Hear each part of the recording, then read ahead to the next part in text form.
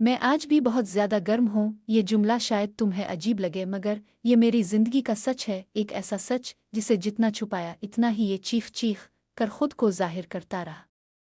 मेरा नाम स्वयं है। उम्र कोई 28 साल।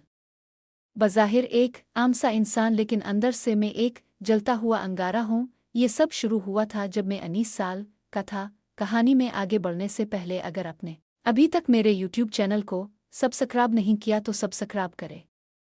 मेरे वालिद एक सख्त गिर इंसान थे।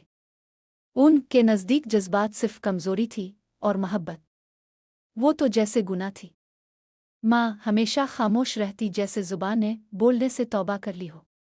हम 3 बहन भाई थे, मगर मुझ में कुछ अलग था, कुछ ऐसा जो मुझे बार बार तन्हा कर देता। मेरे महल्ले में एक लड़की रहती थी, सलम, गंदुमी रंग, लंबे बाल, आंखों में अजीब सी खामोशी।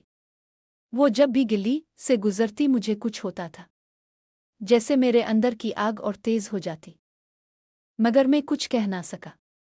ना कभी आंखों में आंखें डालकर देखा, ना सलाम लिया। लेकिन एक दिन मैं छत पर खड़ा था और वो नीचे से गुजरी। मेरे दिल ने बेइख्तियार चीखा, कुछ बोल दे सुन, कम अज कम एक सलाम ही कर। और शायद वो सुन भी लेती, मगर ऐन इसी लम्हे अबू छत पर आ गए। ये क्या झूठता रहता है गिल्ली में, जवान हो गया है तो क्या मतलब। अभी से नखरे चढ़ने लगे। एक थप्पड़ पड़ा और सलम गिल्ली के कोने पर मुड़ गई हमेशा के लिए। तब से मेरे अंदर एक आग जलने लगी, एक ऐसी तपश जो कभी खत्म न हुई। जवानी की उम्र थी, खून गर्म था, जज्बात भड़क रहे थे। दोस्तों के साथ बैठता तो सब फखर से अपने इश्क के किस्से सुनाते और मैं सिर्फ हंसता रहता, क्योंकि मेरा किस्सा तो शुरू होने से पहले ही खत्म हो चुका था। मेरे अंदर एक तड़प थी, एक शदीद ख्वाहिश के कोई हो जो मुझे समझे, जो मेरे लम्स को महसूस करे, जो मेरी बेकरारी को थाम ले।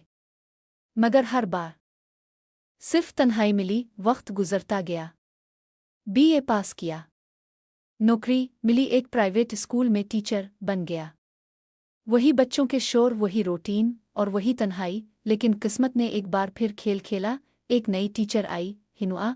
पहली बार मैंने किसी की आंखों में वो तपश देखी जो मेरे अंदर जल रही थी।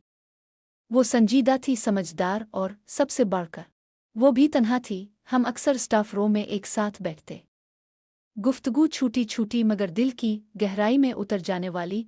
आपकी आंखों में बहुत सवाल होते हैं स्वयं, और आपके लहजे में बहुत थकन। हम दोनों के दर्द एक जैसे थे। एक दिन मैंने हिम्मत की, स्कूल से वापसी पर मैंने इससे कहा, कुछ देर रुकी, बात करनी है। वो ठहर गई। हम दोनों स्कूल के पीछे छोटे से पार्क में जा बैठे। हिनुआ, क्या तुम भी वही तपश महसूस करती हो जो मैं करता हूँ?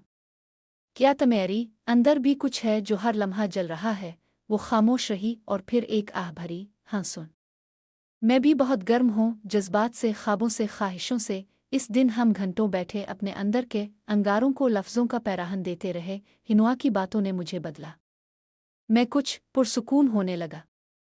लेकिन जिंदगी फिर से इम्तिहान लेने आ गई। हिनुआ के घर वालों ने इसकी मंगनी तय कर दी और वो कुछ ना कर सकी।